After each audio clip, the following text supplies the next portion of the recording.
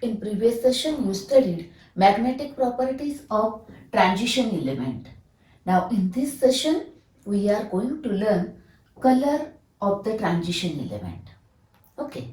Now, first, see here, most of the transition metal compounds that may be ionic or covalent are colored in solid state as well as in solution. म्हणजे काय, बरेचसे transition मेटलचे compound coloured आहेत, बरोबर. तर दुसरा point बघा, and the compounds of S block and P block elements are almost colourless. S block आणि पी ब्लॉकचे कंपाऊंड्स कलरलेस आहेत. म्हणजे ट्रान्झिशन मेटलचे compound most of the coloured आहेत आणि एस आणि पी ब्लॉकचे most of the compounds colourless आहेत. What is the reason? काय रिझन असेल बघूया. First let us see this part. हा पार्ट आधी बघतोय आपण. बघा, you know the transition metal, okay, in that atoms they have a d subshell, d orbitals are there, okay. Now you know 5d orbitals, these are dxy, dyz, dzx. These three are the non-axial orbitals, okay, and dx square, y square and dz square, these two are axial orbitals, okay. Now in case of metal atom, म्हणजे तो जेव्हा तो item form मध्ये असतो तेव्हा these 5d orbitals are degenerate. Degenerate means म्हणजे same energy आहे, ते सगळे सेम एनर्जीचे आहेत, ओके. degenerate आहेत. Now but when that metal forms a compound complex, okay, it is or hydrated, then this degeneracy is, म्हणजे हे जे आता एकसारख्या एनर्जीचे आहेत ती लॉस्ट होणार आहे. Degeneracy is lost and these are split up into two sets, okay. आता थोडंसं आपल्याला कोऑर्डिनेशन कंपाऊंडचा इथे रेफरन्स लागणार आहे. थोडी मी तुम्हाला ती इन्फॉर्मेशन देते आणि मग तो पार्ट आपल्याला इकडे लागणार आहे, तो बघूया. ती ट्रान्झिशन मेटल कोऑर्डिनेशन कंपाऊंड तयार करतात. आता फॉर एक्झाम्पल आपण एक कोऑर्डिनेशन कंपाऊंड घेऊया. Cobalt forms a coordinate bond with this is called as a ligand. This is a metal, okay. 6 bond करतोय तो. हा 6 त्याचा कोऑर्डिनेशन नंबर आहे. आपण डिटेलमध्ये सगळं कोऑर्डिनेशन कंपाऊंड मध्ये बघणार आहे. आता फक्त इथे लागणारी इन्फॉर्मेशन थोडी आपण घेतोय. तर इथं चार्ज आहे, okay. This is a coordination compound complex आहे. Now here 6 bond. Here geometry of this complex is a octahedral, बरोबर. याची काय आहे? ऑक्टाहेड्रल आहे. काही असे कोऑर्डिनेशन कंपाऊंड असतात त्यांची ज्योमेट्री टेट्राहेड्रल असते, बरोबर. आता आपण फार डिटेलमध्ये तिकडे जात नाही. आता बघा, when metal ion forms a octahedral complex, okay, then these 5d orbitals are split up into two sets like this here. These two orbitals here called as Eg orbitals, and these three with a lower energy called as T2g orbitals. म्हणजे हे lower energy लेवलला आहेत आणि हे higher energy level आहेत. But when transition metal ion forms a tetrahedral complex, then in that exactly opposite असतं. T2g at a higher level आणि Eg at a lower level असतात. आता आपण एक एक्झाम्पल बघूया फॉर ऑक्टाहेड्रल कॉम्प्लेक्स साठी. हे स्प्लिट अप झालेत म्हणजे आता त्यांची डिजनरेसी लॉस्ट झाली आहे. आता त्यांची एनर्जी एकसारखी नाहीये. हे लोअर एनर्जी लेवलला आहेत आणि हे हायर एनर्जी लेवलला आहेत, बरोबर. नेक्स्ट आता बघा,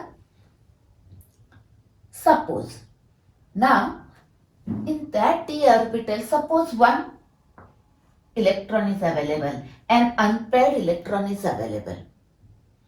Now what happens, see here, suppose if that Consider one transition metal complex.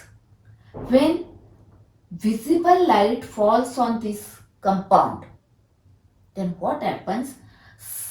A light of a radiations of a certain wavelength are absorbed, and that absorbed energy is used to promote this electron from lower energy level to higher energy level.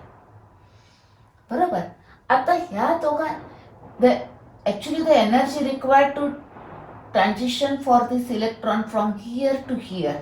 Suppose now here when light falls it absorbs certain wavelength, and here what happens, see here this electron is promoted here.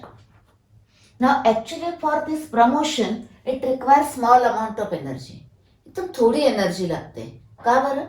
कारण हे सगळे D orbital एकाच शेलचे, त्यांचा principal quantum number same आहे, त्यामुळे हा energy difference जास्त नाही आहे.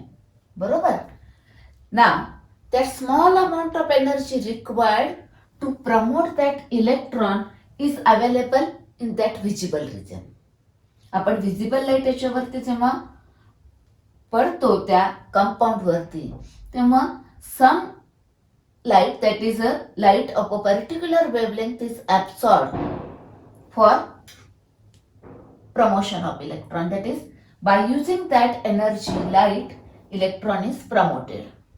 Now the remaining light is transmitted, it is reflected. Okay.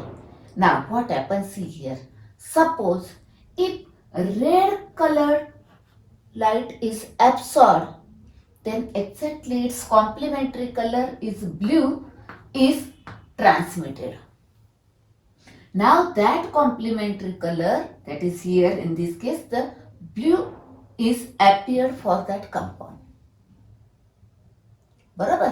म्हणजे तो काय सर्टन वेवलेंथचा लाईट, सपोज रेड लाईट त्यानं ऍब्सॉर्ब केली तर कॉम्प्लिमेंटरी कलर तो ट्रान्समिट करतो आणि तो कलर त्या कंपाऊंडला दिसतो, म्हणून ते ब्ल्यू कलर कंपाऊंड दिसतात. बरोबर. आता मग कशामुळे कलर आला? Due to presence of unpaired electron.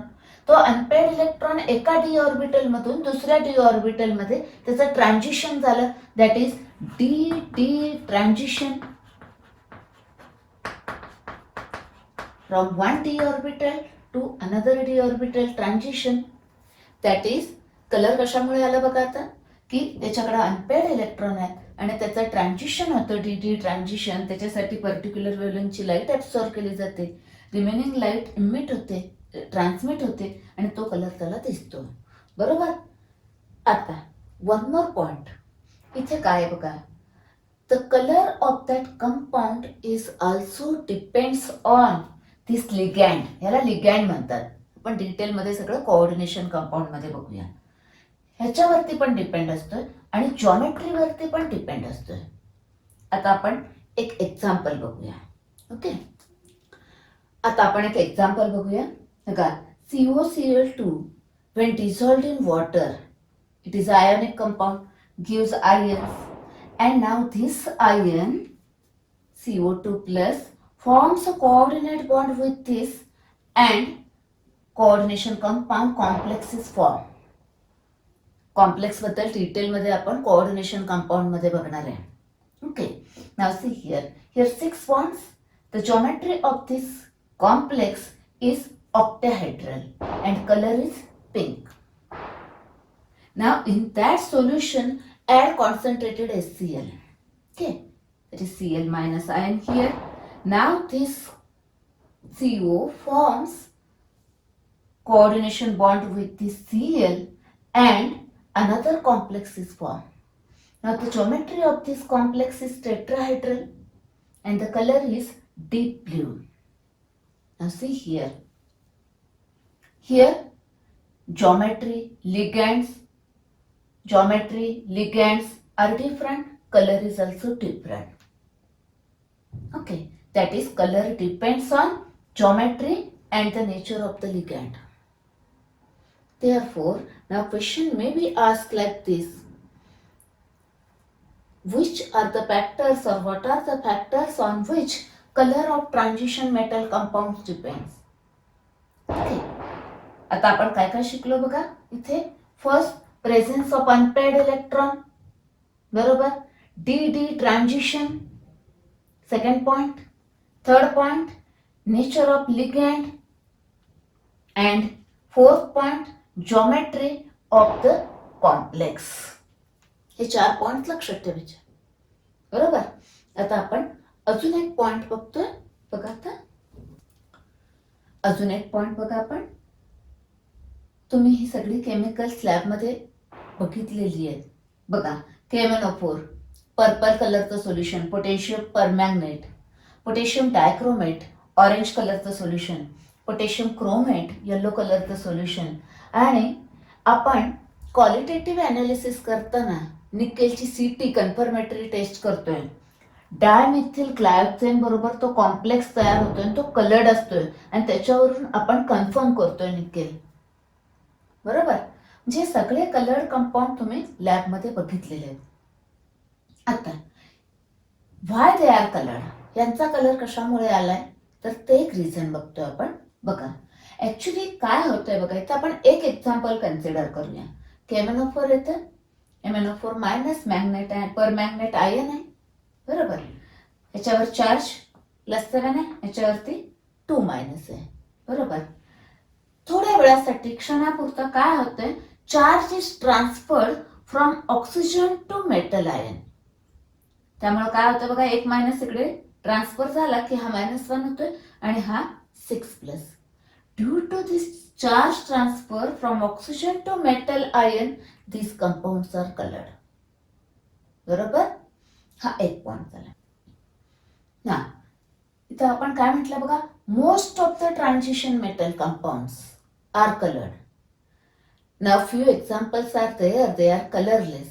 आता कोण कलरलेस असेल, ज्यांच्याकडे डी इलेक्ट्रॉन्सच अवेलेबल नाहीयेत, that is those having D0 configuration, बरोबर. And those having D10 that is completely filled d orbital are colorless. कारण त्यांच्याकडे d ऑर्बिटल नाही आहे, ते कम्प्लिटली फिल्ड आहे, म्हणजे DD ट्रान्झिशन होणारच नाही, बरोबर. त्यामुळं हे कलरलेस आहेत. थोडे एक्झाम्पल्स दिलेत बघा इथं. Cu+1, Zn2+, स्कँडियम 3+, titanium 4+, +1, +2, +3, +4. Okay, and those ions having D0 configuration or D10 configuration, colorless. Okay. आता next point, compounds of S and P block elements are almost colorless. ते का colorless आहेत, ते का white आहेत, बरोबर. तर का बरं, D orbitals are absent or completely filled. तुम्ही पहिले 3 पिरियड बघितले, तिथे D ऑर्बिटल नाही आहेत, बरोबर. आणि नंतरच्या याच्यामध्ये एस आणि पी ब्लॉक मध्ये डी ऑर्बिटल कम्प्लिटली फिल्ड आहे, त्यामुळं नो DD ट्रान्झिशन, बरोबर.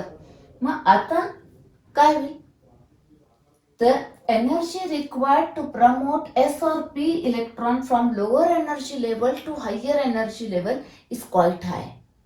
म्हणजे एस किंवा पी ऑर्बिटल मधले इलेक्ट्रॉन लोअर एनर्जी मधून आपल्याला हायर एनर्जी लेवल मध्ये ट्रान्झिशन करायचं असेल तर त्याला खूप एनर्जी लागते. And that much energy corresponds to the wavelength. तेवढ्या एनर्जीचे वेवलेंथ असलेले लाईट रेडिएशन व्हिजिबल रिजन मध्ये अवेलेबल नाही, बरोबर. That is such a high energy required for this transition does not corresponds to the wavelength in the visible region मध्ये, ते नाहीये. Therefore this compounds are colourless. Okay.